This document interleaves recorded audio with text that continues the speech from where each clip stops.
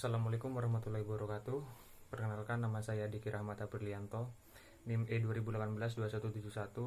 Saya dari kelompok 3 Matkul Manajemen Pemasaran Syariah, yaitu dengan judul mengumpulkan informasi dan memindai lingkungan, yang terdiri dari beberapa subtema.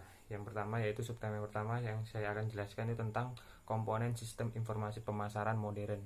Setiap manajer dalam setiap organisasi harus meneliti lingkungan luar, yaitu tanggung jawab utama untuk mengidentifikasi perubahan pasar yang signifikan atau yang terlihat sangat jelas yang terletak di bahu pemasar.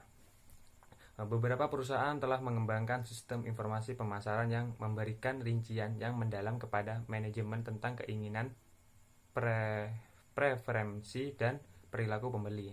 Pemasar juga mempunyai banyak informasi tentang bagaimana pola konsumsi bervariasi lintas negara. Dalam basis per kapita di Eropa Barat misalnya, orang Swiss yang paling banyak itu mengkonsumsi coklat dan orang Yunani mengkonsumsi keju dan sebagainya. Masalahnya banyak perusahaan bisnis belum ahli dalam mengumpulkan informasi. Ada banyak perusahaan yang belum mempunyai departemen riset pemasaran. Perusahaan lain hanya mempunyai departemen yang membatasi kerjanya pada peamalan rutin, amanisi penjualan, dan sedikit survei. Setiap perusahaan harus mengelola dan mendistribusikan aliran informasi berkelanjutan bagi manajer pemasarnya. Sistem informasi pemasaran atau marketing information system yaitu terdiri dari orang-orang, peralatan, dan prosedur untuk mengumpulkan, memilah, menganalisis, mengevaluasi, dan mendistribusikan informasi yang dibutuhkan.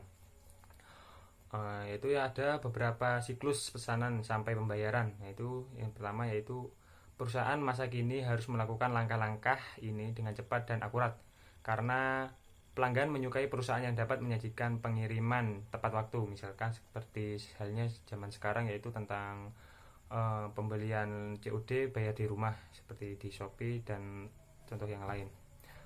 Yang kedua yaitu ada sistem informasi penjualan, yaitu manajemen pemasaran memerlukan laporan yang tepat waktu dan akurat tentang penjualan yang terkini. Perusahaan yang pandai memanfaatkan cookies atau catatan penggunaan situs web yang pernah dilakukan oleh beberapa konsumen, yaitu untuk meng-search terkait barang-barang yang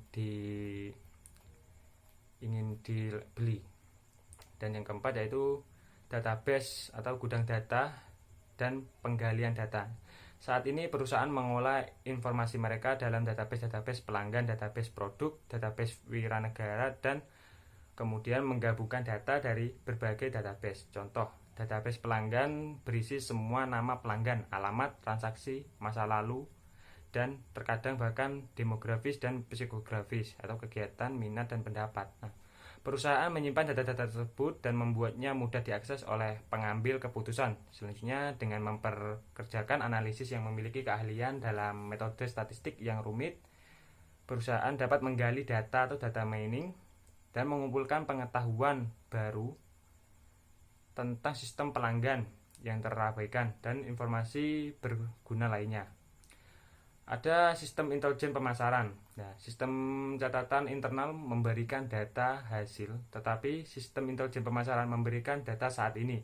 Sistem intelijen pemasaran adalah kumpulan prosedur dalam sumber daya yang digunakan manajer untuk mendapatkan informasi harian tentang berbagai perkembangan dalam lingkungan pemasaran.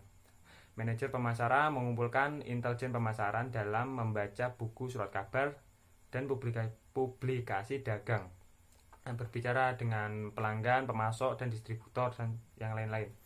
Sebuah perusahaan dapat mengambil beberapa langkah untuk meningkatkan kualitas intelijen pemasarannya, yaitu yang pertama yaitu melatih dan memotivasi tenaga penjualan untuk menemukan dan melaporkan perkembangan baru. Yang kedua yaitu memotivasi distributor atau pengecer dan perantara lain untuk menyampaikan intelijen yang penting.